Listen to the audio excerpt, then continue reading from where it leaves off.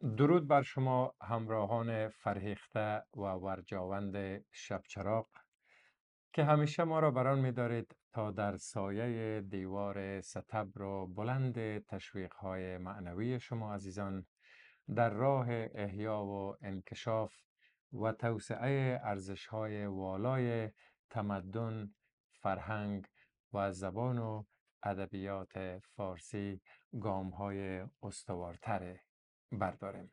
به شب چراغ خیلی خوش آمدید. اینک در این برنامه با جستار بر یک غزل از شاعر، پژوهشگر و نویسنده توانمند ما جناب استاد عبدالغفور آرزو میزبان شما عزیزان و دوستداران شعر و هنر هستم. در آغاز کلام باید عرض کنم که شعر همچون هر هنر دیگر بخش از تجربه زیستی و عاطفی انسانه و همه انسان ها حق دارند که شعر از زاویه دید خود درک و تفسیر کنند. در واقع میتونیم اینطور بگیم که هر اثر هنری از جمله شعر مثل یک آینه است که انسان خودش در او آینه میبینه. پس سخن گفتن در مورد شعر و نقد شعر برخلاف تصور برخی تنها در انحصار متخصصان ادبی و همچنین دارندگان مدارک عالی دانشگاهی نیست. البته که تخصص و دانش علمی در ادبیات و هنر و همچنین شناخت سبکا میتونه به تحلیل عمیق‌تر و دقیق‌تر شعر یا هر اثر هنری دیگر کمک کنه، اما به این معنا نیست که نظرات غیر تخصصی یا احساسی درباره شعر و هنر بی ارزشن. هر فرد بسته به تجربه ها، احساسات و دانش خود میتونه ارتباط منحصر به فرد با یک اثر شعری برقرار کنه و از این طریق به معنای جدید دست بیابه که حتی گاه شاید برای خالق شعر هم غیر منتظره و غافلگیر کننده باشه. از این منظر شعر نه تنها عرصه برای بیان احساسات و افکار شاعره، بلکه بستر برای گفتگو و تبادل نظر میان مخاطبان هم هستند. به همین دلیل که نباید اجازه بدیم که نقد یا تحلیل شعر تنها به انحصار عده خاص باشه. شعر زبان جهانی است و همه انسان ها میتونن از او برای ابراز دیدگاه ها و احساساتشان بهره شن. اینکه آیا ما شخصا صلاحیت و تخصص در تحلیل و واکاوی شعر دیگرا دارم یا نه، باید به جرأت بگم که بله دارم. این حق طبیعی منه که برداشت و احساسات خود از یک اثر هنری بیان کنم. اما این برداشت تا چی حد درست و یا نادرسته به داوری و نظر مخاطبان بستگی داره، به خاطر که در فرجام در ارتباط با همین تبادل افکار و گفتگوهایی که حقیقت آشکار میشه. پس با همین صلاحیت که عرض کردم به سراغ یکی از سروده های دوست نازنین شاعر خود جناب استاد عبدالغفور آرزو میرم و مفتم به جان یک غزلشان به نام مرز روشن آزادگی. ابتدا غزل با هم یک جا میخوانیم و بعد از خوانش غزل میپردازیم به واکاوی نکته هایی که در این غزل نهفته. البته تاریخ سرایش این غزل 29 جدی 1403 هجری خورشیدی، یعنی همین امسال، مطابق با 18 جنوری 2025 میلادی هست که در هانوفر سروده شده. پس بیاییم که ابتدا این شعر زیبار با هم یک جا بخوانیم و لذت معنوی ببریم. مرز روشن آزادگی. چه شکوه کنی از زن ستیز چخماقی؟ چه شکوه کنی از زن ستیز چخماقی و نقطه چین خموشی بود و الباقی؟ سرود قدرت عشق است خلقت حوا، در این غزل نتوان یافت بیت الحاقی. کنون که معنی لاغر نهفته در صورت و بیقوارترین لفظ می کند چاقی، سخن شناس ادب آشنا کند انشاد، به طرز تازه کنون نو سرود اخلاقی. عملگرایی یک نسل می شود سیلاب، گذار نقطه بر این سطر سست نطاقی. نگاه کن که چسان آسمان تندرزا، کشیده خشمترین ابرهای شلاقی. هوای تازه ییلاق، باد سرد و زمخت، نوشته بود به دیوار شهر قشلاقی. و چشمه ها همه گل باد و چشم ها گریان، و چشمه ها همه گل باد و چشم ها گریان، شکسته ساغر و آشفته جاودان ساقی.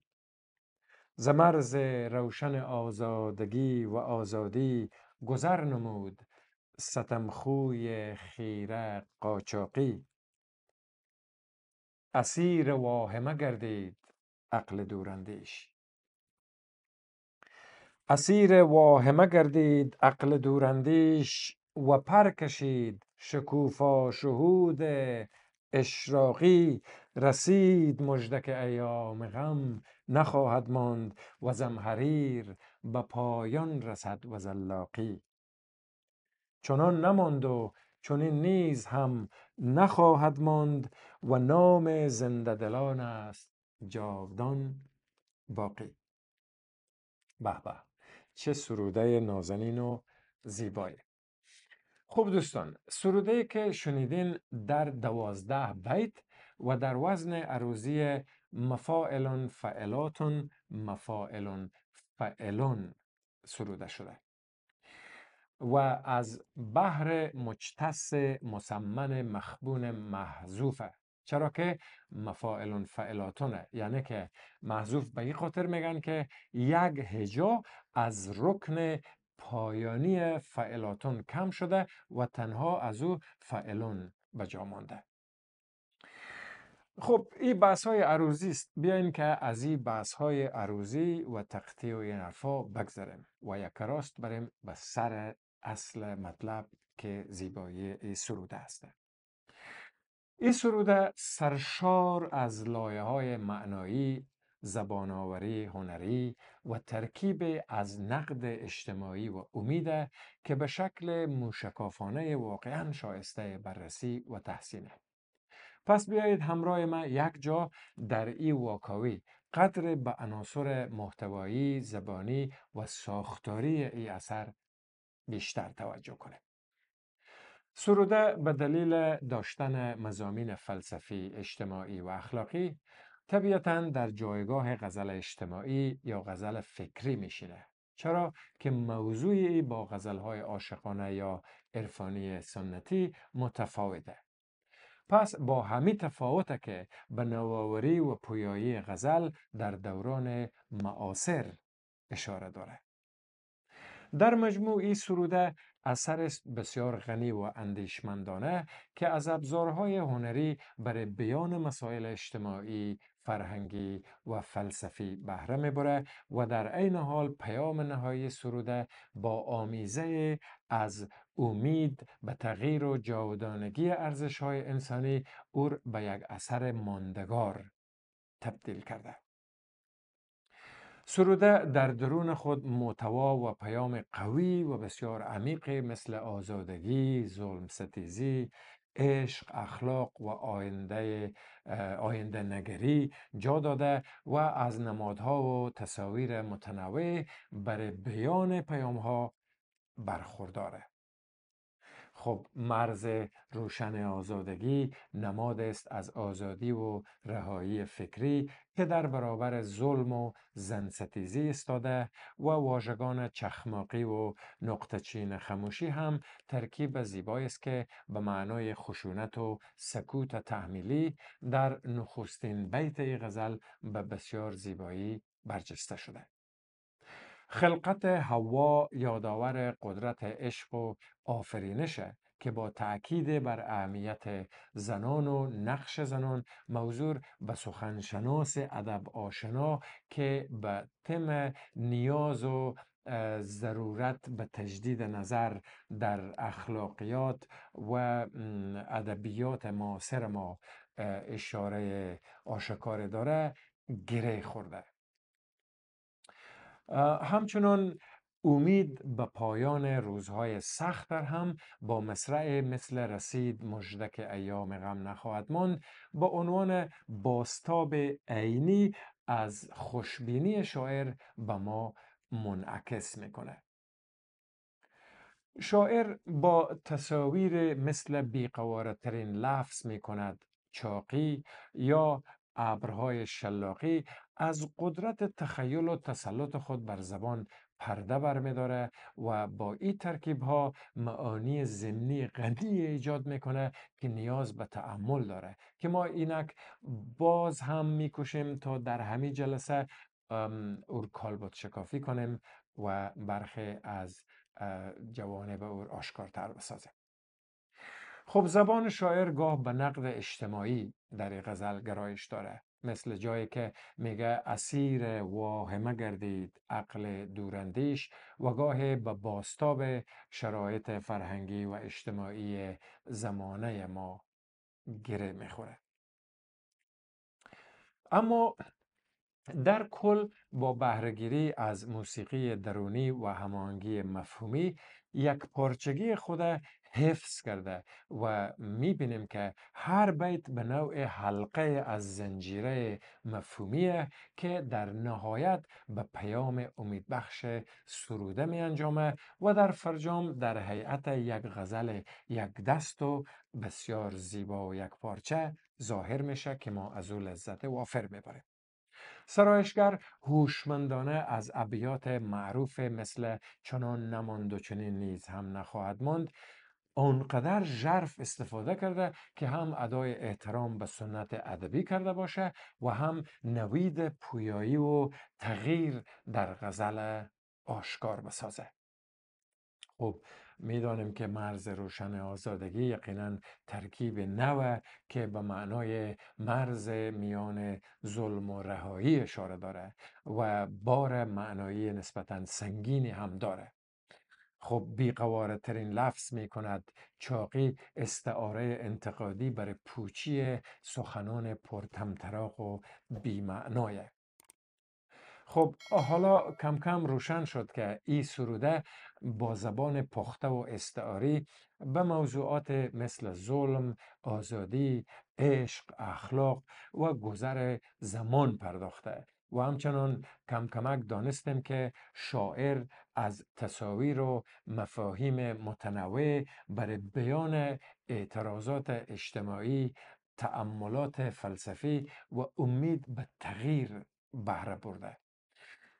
آنچه که تا حالا گفتم تنها اشارات کلی بود به سر تا پای غزل و یک بررسی اجمالی، اما حال بیاییم که با هم یک جا به بخش‌های بسیار کلیدی این شعر زیبا جدا جدا اشاره کنیم و برخی توضیحات هم اگر نیاز بود ارائه کنیم تا اگر گره در فهم ما از برخی بیت‌های این غزل افتاده بود یا در مسیر ما قرار داشت این گره ها را هم بتانیم با تعبیرهایی که از این غزل میگیریم وا کنیم.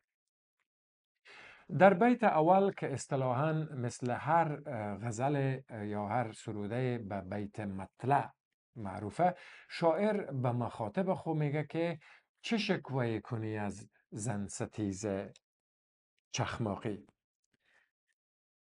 چه شکوه کنی از زن ستیز چخماقی؟ خب زن ستیز چخماقی به نظر اشاره به عصر حجر، یعنی ای که زن یا امی زن ستیزی نشان بدویته. همچنین چخماقی میتونه اشاره به فرد یا گروه سختگیر، خشک مغز و شاید خشن باشه که دیدگاه تحقیرآمیز و خصمانه بدوی یا عصر حجری نسبت به زنها داره. چخماقی میتونه نماد از سختی، خشونت یا سنگدلی باشه، تفکر بسیار سختگیرانه که انعطاف پذیر نیسته و با قضاوت تندروانه عمل میکنه. چه شکوه کنی؟ ببینین سوالیه داره، چه شکوه کنی؟ حالت از یأس و بیفایده بودن شکایت نشان میده. انگار شاعر میگه که اعتراض یا شکایت از چنین فرد یا تفکر یا گروه بی ثمره، چرا که تغییر در این رفتار دشواره و یا بسا ناممکن. نقطه چین خاموشی هم تصویرگر سکوتیه که گسسته و ناتمامه، سکوتی که خود نشانه از ناگفته ها و حسرت هایه. این سکوت ممکنه نمایانگر سرکوب صدای زنان، حذف حقایق یا تحمل ناخواسته باشه. تصویر پردازی با ترکیب نقطه چین خاموشی بود و الباقی حالت پایان ناپذیریه که شاعر میدان معنی آفرینی تا بینهایت برای مخاطب باز نگه میداره و گسترش میده، میگسترانه. و الباقی هم حالت مبهم و گریزگونه داره. شاعر با واژه الباقی انگار میگه که مخاطبان ما انسانهای فریخته و ورجاونده‌اند و مسائل را میفهمند. پس با سکوت و نگفتن بسا مسائل مخاطبش به میدان همفکری دعوت میکنه.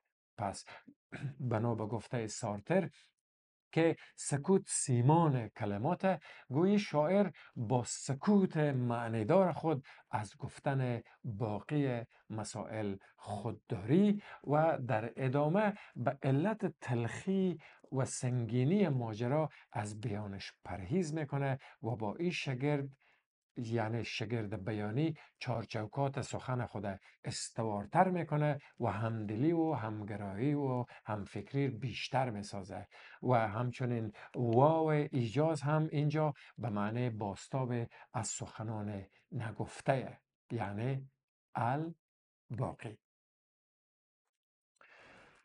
در کل این بیت یعنی اعتراض است به نظام یا تفکر عصر حجری که زن ستیزی و خشونت ترویج میده، اما در نهایت یأس شاعر هم از بهبود اوضاع نشان میده.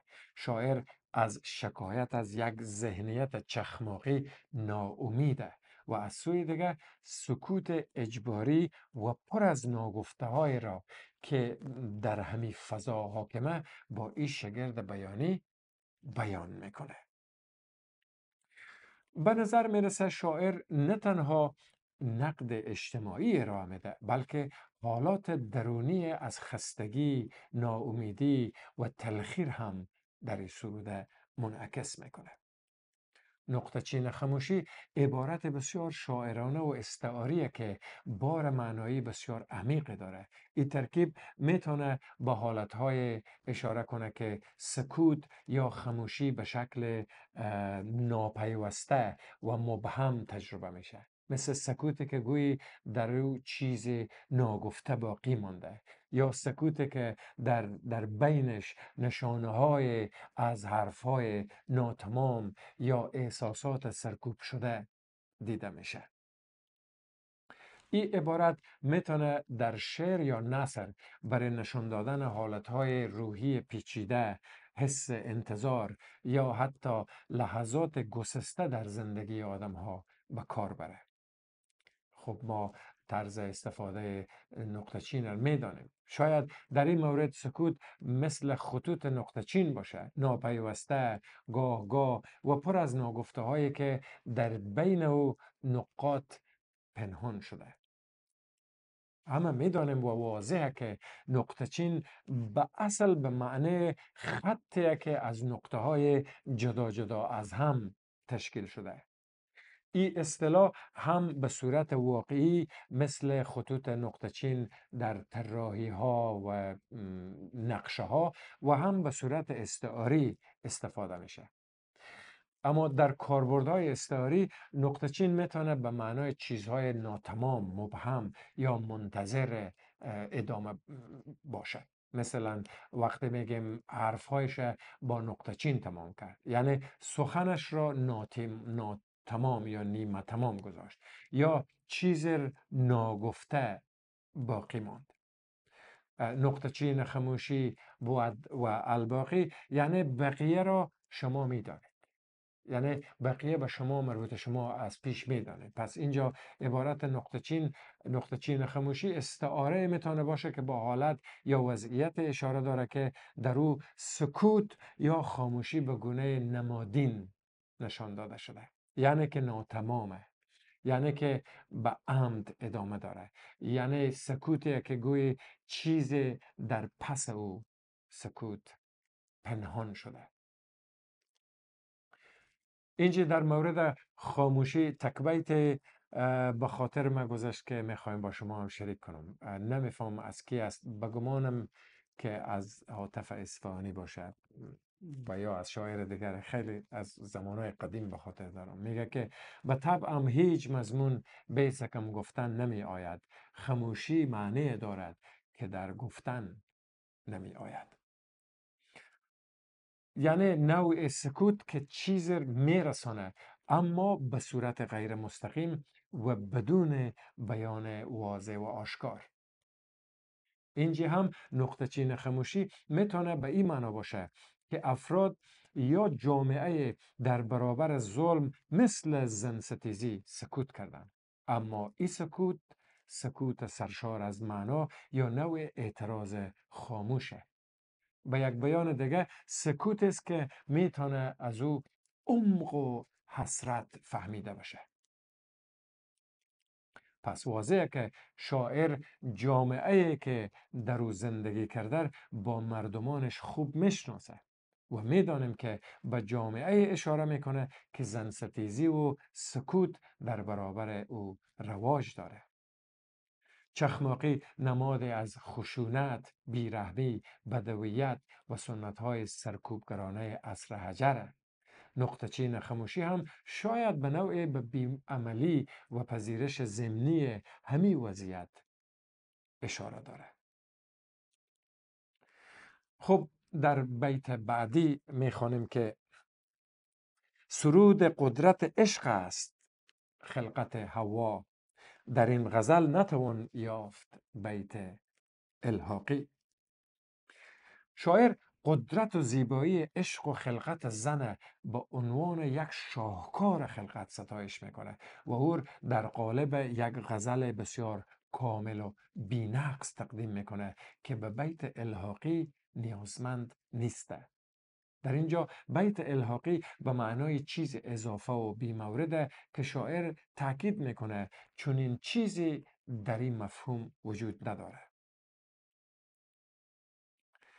کنون که معنی لاغر نهفته در صورت و بیقواره ترین لفظ می کند چاقی.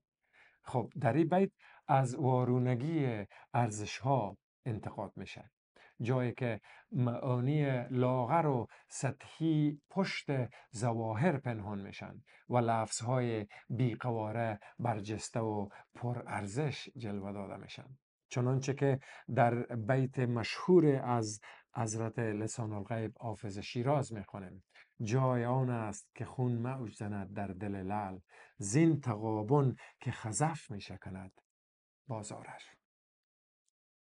خب در بیت بعدی آمده که سخنشناس ادب آشنا کند انشاد، به طرز تازه کنون نو سروده اخلاقی.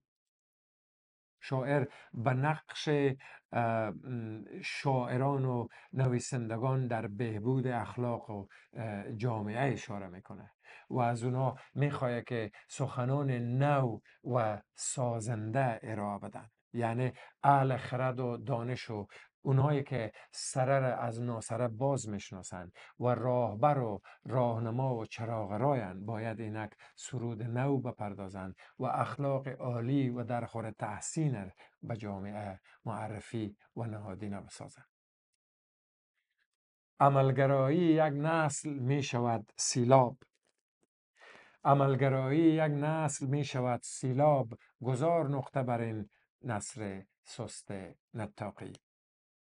خب به نظر میرسه که شاعر از کلمات کلیشه‌ای مثل عملگرایی یک نسل سیلاب بشه و شتابنده و توفنده پیش بره تا بنیاد ظلم و زنستیزی را از ریشه ویران کنه خسته و ناامیده و میگه بس کن، نقطه پایان بگذار به این گونه گفته‌های خبری و کلیشه‌ای و سست، و یا هم به شکل میخواه دو پهلو شک کنه به عملگرایی نسل جدیدی که بتانه همچون سیل در برابر گفتار بی عمل و سخن پردازی بی معنا یعنی سست نطاقی خروش کنه و نقطه پایان بگذاره.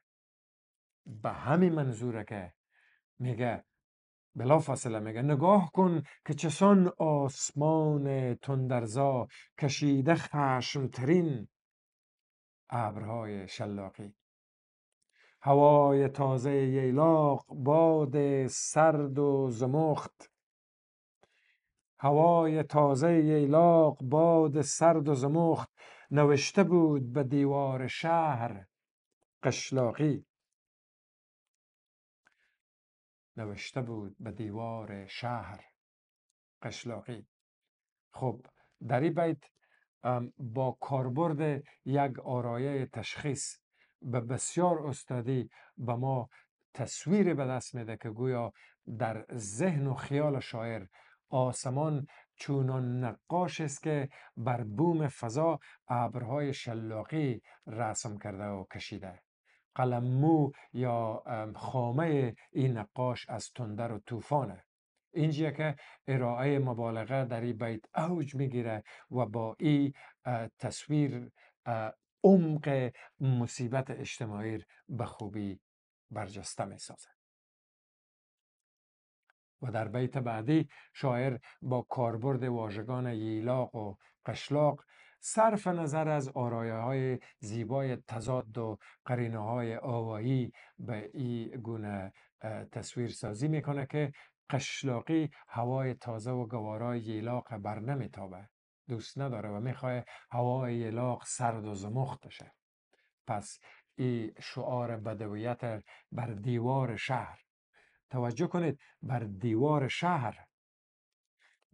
شهر می نویسه که شهر و شهروند نابود باد.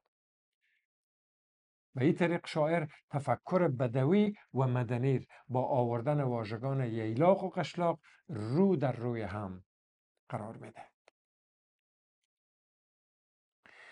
خب میرسیم به ای که این ابیات با تصاویر طبیعت، خشم و سردی اجتماعی هم به تصویر میکشه. ییلاق و قشلاق به تضاد بین آرزوهای تازه و واقعیت زمخت جامعه بدوی هم اشاره داره و در بیت‌های مثل و چشمها همه گل باد و چشمها گریان، و چشمها همه گل باد و چشمها گریان، شکسته ساغر و آشفته جاودان ساقی. در کنار کاربرد واژگان چشمه و چشم که نغمه حروف بسیار زیبای در این بیت به گوش مخاطبا می نوازه، از آنجا که واژه کلیدی در بیت بالا که پیشتر عرض کردیم دیوار شهر بود، اینجی اینطور میاره که شهر که پر از چشمه های روشنه و پر از چشم های امیدوار به آینده روشنه، چخماقیان کوردل دیوانه کرده و همینه که میخواهند چشمهار گل بسازند و چشمهای روشن و روشنی بخشر گریان و نابینا کنند. بزم و سرور برنمی تابند و معتصبوار ساغر مشکنند و مطرب و ساقیر آشفته می کنند و کمر برای شکن کردن او می بندند. و چنینه که شاعر با این تصویر آرایی ها اهداف گروه زشت سنگوارر آشکارتر می سازد. ز مرز روشن آزادگی و آزادی گذر نمود ستمخوی خیره قاچاقی. در این ابیات هم شاعر از تباهی، اندوه و از دست رفتن آزادی سخن میگه. چشمه ها گل باد، نماد توقف جریان زندگی و امیده و ستمخوی قاچاقی به تجاوز به مرزهای آزادی و آزادگی اشاره داره. و اما بیت 10 و 11 هم اسیر واهمه گردید عقل دوراندیش و پر کشید شکوفا شهود اشراقی. جان غزل در این بیت های.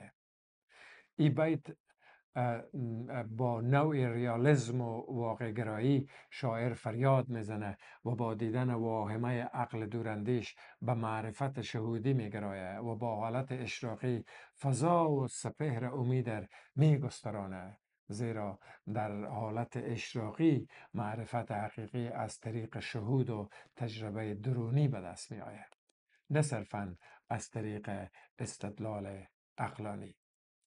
بنا به گفته آنچه پاسکال میگه، دل بر خود استدلال داره که عقل او استدلال در نمیابه یا نمیپذیره. عارفا و فلاسفه اشراق به این گرایش همراه و هم فکرن و به همین دلیل اشراق به نوع تجربه عرفانی نزدیک و مایله. عقل دوراندیش ما که به طور منطقی به آینده و پیامدهای امور او فکر میکنه و وظیفهش تعلیل و پیشبینی به جای ای که حقیقت دریابه اسیر ترس و تردید و واهمه میشه. اینجا به محدودیت عقل در مواجهه با ناشناخته ها و مسائل فراتر از منطق اشاره میکنه. یعنی در اوج چنین ناامیدی ناگهان به اوج گرفتن و پرکشیدن یک پرواز روحانی و قدسی و نورانی و اشراقی اشاره میکنه و میگه چیزی داره شکوفا میشه و رندانه به یک تجربه معرفتی و شناختی و معنوی اشاره میکنه که از دل اشراق، یعنی از دل یک شناخت قلبی و ناگهانی شکوفا میشه و این شهود به طور آزاد از واهمه و ترس به پرواز در میآید و در مقام والاتر از عقل جا میگیره. خب ما میدانیم که اشراق حالت است که حقیقت نه از طریق استدلال یا حواس ظاهری بلکه از راه درک مستقیم و بیواسطه قلبی و روحانی دریافت میشه. این تجربه اغلب به صورت نوع روشنایی درونی و یا بیداری درونی توصیف میشه که با آرامش و آگاهی عمیق همیشه همراهه. اینجایه که شاعر ما مششع میشه و بلافاصله این بیت زیبار به طور بسیار استادانه با بیت از لسان الغیب حافظ شیراز گره میزنه و میگه رسید مژده که ایام غم نخواهد ماند و زمهریر به پایان رسد و زلاقی. خب باز هم در این بیت با کاربرد آرایه تضاد دو واژه زمهریر و زلاقی که هر دو حالتهای افراطی سرما و گرمای سوزان نشان میدن، با این چند بیت اخیر که اوج غزل به گونه بسیار ماهرانه مسیر ترسیم میکنه که از گرفتار شدن عقل در واهمه ها تا اوج گرفتن شهود اشراقی و در فرجام رسیدن به آرامش و امید به ما مژده میده. این ابیات زیبا با لحن امیدوارانه پایان مییابه و عقل و خرد میگه که اگرچه اسیر واهمه شده اما شکوفایی معنویت و امید هنوز امکان پذیره مژده پایان غم و زمستان سخت و زلاقیر میده که گرمای سوزان این را بشارت میده که خود امیدی به یک تغییر مثبت. واژه زلاقی با همین تلفظ و گویش هنوز همچنان دستکم در زادگاه ما، در دیار ما، در هرات باستان در گفتار روزمره رایجه و به گرمای شدید آفتاب، ساعت که از آفتاب از بالا به شدت به سر آدم میتابه، در همو زمانها گفته میشه. مثلا میگفتن، ما باید دارم که بیچاره به افته و زلاق ساعتها کار میکنه، یا مثلا چاشت زلاقی. خب هرچند که غزل بسیار غزل زیبایی است و هیچ عذر در این غزل وجود نداره، چند نکته متفاوت و دیگرگونه در این غزل ما مشاهده کردم که کنجکاوی مر بیشتر برانگیخت و اونا رو به همینجی با شما هم شریک می سازم. این غزل 12 بیت داشت و با واو، حرف واو در این غزل دستکم 9 بار تکرار شده. خب کاربرد بیش از حد حرف واو در این غزل میتونه از چند جنبه مورد نقد قرار بگیره. میتونیم بگیم که ما به کرات میبینیم و دیدیم که در بعضی سروده ها تکرار مکرر واو باعث یک نواختی در ریتم و موسیقی شعر میشه و از پویایی و تنوع زبانی شعر میکاهه و این تکرار ممکنه که احساس خواننده به جای تاثیرگذاری گاهی به خستگی سوق بده و در نهایت به خاطر همین تکرارها فصاحت در کلام کاهش پیدا کنه. و در هر حال استفاده افراطی از یک حرف اضافه یا ابزار ربط میتونه به جای غنای زبانی گاه نوع کسالت و ضعف در انسجام ایجاد کنه. در هر شعر هر کلمه و ابزار زبانی میبایستی که نقش برجسته در انتقال معنا و عاطفه ایفا کنه، طوری نباشه که تکرار بیرویه یک حرف باعث شه تا مفاهیمی که شاعر قصد برجسته کردن اونا داره تحت الشعاع قرار بگیره و اهمیت خود از دست بده. معمولا شاعران مطرح میکوشن از وابستگی زیاد به حرف ربط پرهیز کنند، چرا که این امر میتونه نشان دهنده نوع وابستگی شاعر به یک ابزار خاص باشه و تنوع ساختاری و زبانی شعر گاهن محدود کنه. اما بعد از کم دقت به درستی دریافتم که این تکرار آمدانه بوده و نشان دهنده تلاش و مهارت شاعر برای ایجاد نوع ریتم خاص یا تأکید بر پیوستگی مفاهیم. البته این تأثیر هم به نحوه خوانش و درک شما مخاطبا بستگی خواهد داشت، چنانچه که من هم در نخستین مرحله متوجه این امر نشده بودم و بعداً دریافتم. بنابراین کاربرد متواتر واو برعکس در این غزل باعث تقویت فضای شعر و ارتباط بین مفاهیم شده، پس میتونه موجه باشه و نه صرفا نتیجه عادت زبانی و همینه که میبینیم اصلاً به انسجام شعر کوچکترین لطمه وارد نشده. و موضوع دیگه که در این رابطه میخوام بگم اینه که گاه پیچیدگی زبانی ممکنه باعث شه پیام سروده برای برخی مخاطبا مبهم شه.